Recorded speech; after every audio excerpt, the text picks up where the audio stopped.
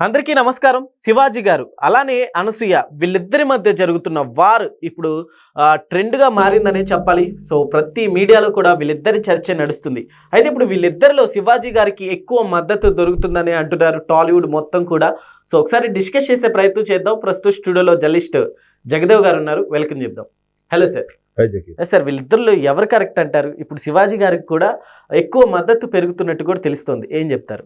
కరెక్ట్గా చూస్తే దండోరా ఈవెంట్లో శివాజీ గారు మాట్లాడిన దాంట్లో ఒక్క తప్పు పదం లేదు, ఒక్క మాట దొర్లింది లేదు కదా. ఇకపోతే ఆయన ఏమన్నాడు, మా పద్ధతిగా ఉండండి అంటే ఎవరికి? పద్ధతిగా లేని వాళ్ళకి చెప్పాడు. వెంటనే ఎవరెవరైతే రియాక్ట్ అయ్యారో, పుచ్చకాయలు దొంగంటే భుజాలు తడుముకున్నారో వాళ్ళందరూ పద్ధతిగా లేనట్ట.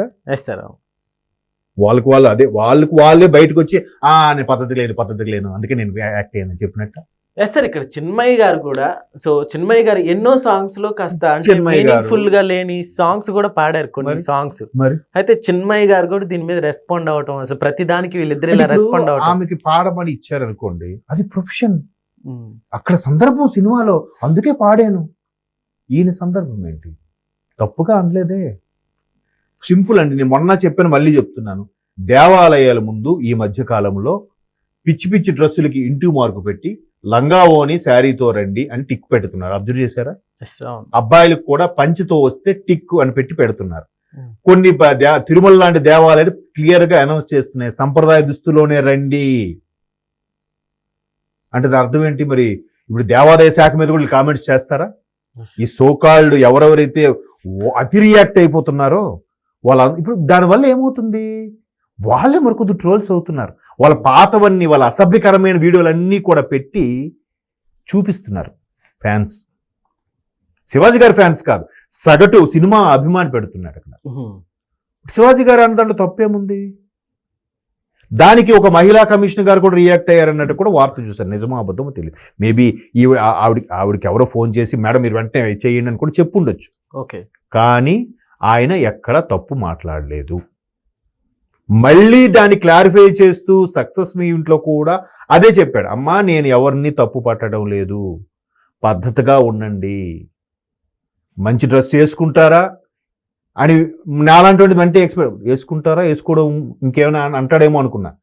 ఇంకా మంచి డ్రెస్సులు వేసుకుంటారా, అది మీ ఇష్టం, కానీ మిమ్మల్ని కన్న వాళ్ళకి మంచి పేరు తీసుకురండి. ఎవరైనా అదే చెప్తారు కదండి. ఒక అన్నగా, ఒక తండ్రిగా, ఒక తమ్ముడుగా, ఒక భర్త, ఎవరైనా పద్ధతిగా ఉండమనే చెప్తారు కదా. దాన్ని ఎంత రాద్దాంతో వెంటనే రియాక్ట్ అయిపోవడం ఎందుకు? అంటే మేము సమాజంలో ఉన్న ఇబ్బందుల నుండి వెంటనే రియాక్ట్ అవుతామని చెప్పడానిక? క్యాస్టింగ్ కౌచ్ కోసం పెద్ద రాద్ధాంతమే జరిగింది. కేరళలో ఒక కమిషన్ వేస్తే ఆఖరికి ఫేమస్ హీరోయిన్ భావన అనే హీరోయిన్ ఎంతో ఇబ్బంది పడిందట. తెలుగులో మహాత్మా సినిమా చేశారు ఆవిడ. ఒక ప్రొడ్యూసర్ వల్ల లేదా హీరో వల్ల చాలా సఫర్ అయింది కూడా అంట కొన్నేళ్ల పాటు. అది కేరళలో ఒక కమిషన్ వేస్తే ఆ కమిషన్ ద్వారా బయటకు వచ్చిన వ్యవహారాలు. ఆ మధ్యకాలంలో అన్ని బాలీవుడ్, టాలీవుడ్, శాండల్వుడ్, కాలీవుడ్ అన్నిట్లో కూడా క్యాస్టింగ్ కౌచ్ వ్యవహారం పెద్ద రచ్చరచ్చ అయ్యింది. మరి అప్పుడు ఏమయ్యారు? వీళ్ళు ఎక్కడైనా మాట్లాడారా? లేదే. సీనియర్ బాలీవుడ్ హీరోయిన్లు కూడా, సౌత్లో ఉన్న హీరోయిన్లు కూడా కొన్ని జరుగుతున్నాయి. ప్రతి ఇండస్ట్రీలో కామనే.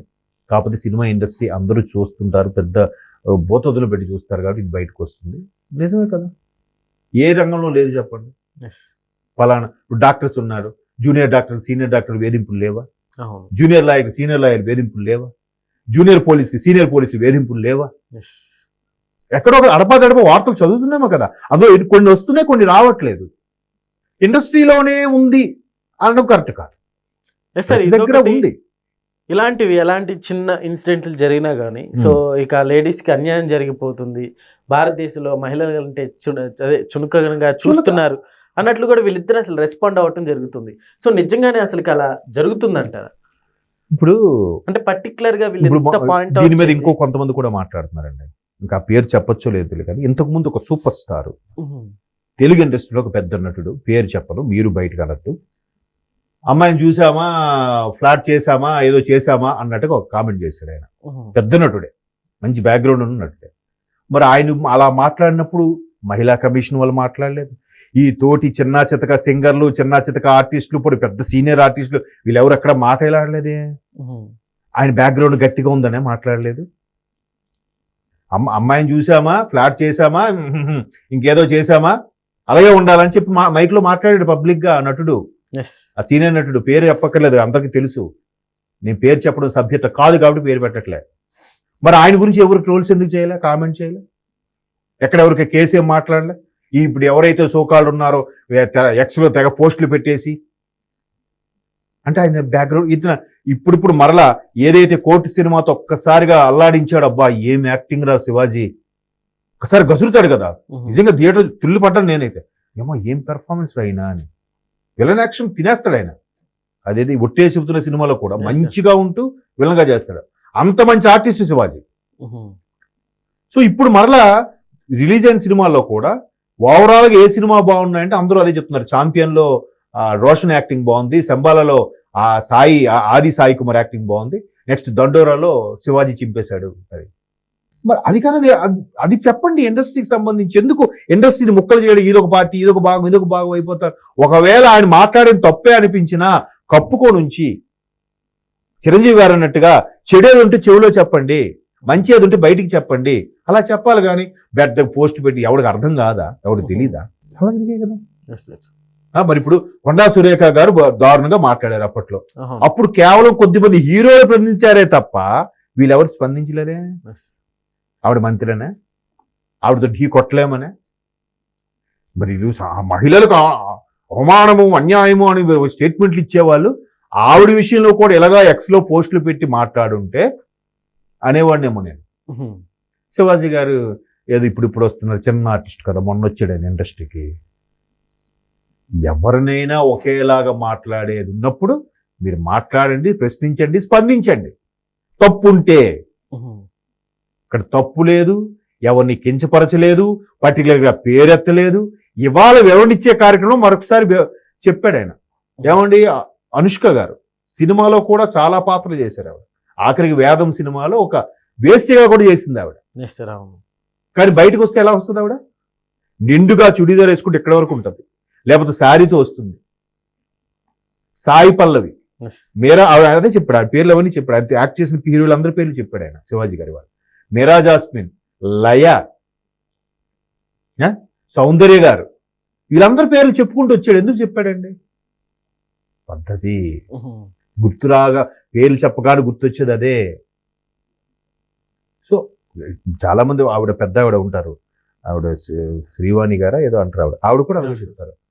భారతీయం ఆవిడ పేరు ఏదో వస్తుంది, భారతీయం శ్రీవాణి గారు ఏదో ఆవిడ చాలా పద్ధతి, చాలా బాగా చెప్తుంది. ఎన్నోసార్లు అమ్మా ఆడపిల్లలు ఇలాగే ఉండాలి, ఇలాగ ఉండండి, మంచిది, మన సంస్కృతి ఏంటి, మన సంప్రదాయాలు ఏంటి, ఎదుటివాడికి ఛాన్స్ ఇవ్వద్దు, మీరు జాగ్రత్తగా ఉండండి.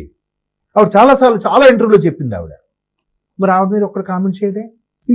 అల్టిమేట్గా చూసి నాకేమనిపిస్తుంది అంటే దండోరా సినిమా కోసం హైప్ కోసం ఇలా చేస్తున్నారా అనేది ఎక్కడో చిన్న డౌట్ వస్తుంది. స్టార్టింగ్ లో అలానే వచ్చింది సార్, కానీ అనసూయ గారు దీన్ని ఇంకా ముందుకు తీసుకెళ్లి, సరే చూద్దాం. మీరు అన్నట్టు మీరే చెప్తున్నారు కదా, శివాజీ గారికి ఎక్కువ సపోర్ట్ దొరుకుతుందని ప్రొడ్యూసర్స్, డైరెక్టర్స్ కూడా. ఆయన మాట్లాడడం తప్పేం లేదు. తప్పుంటే ఏ పాటికి బయటకు వచ్చేసేది, పెద్ద హీరోలు ఖండించేవారు కూడా. ఇక్కడ తప్పుగా మాట్లాడాలి. ఇప్పుడు మిగతా వాళ్ళు ఎవరు రియాక్ట్ అవ్వలేదు. ప్రొడ్యూసర్ కౌన్సిల్ కానీ, దర్శకుల కౌన్సిల్ కానీ, వీళ్ళందరూ ఎన్నో ఉన్నాయి కదా. మా ప్రెసిడెంట్ కానీ ఎవరు రెస్పాండ్ అవ్వలేదు కదా. సో ఎవరు తప్పు ఎవరు తప్పు, it's up to you. Okay sir, thank you.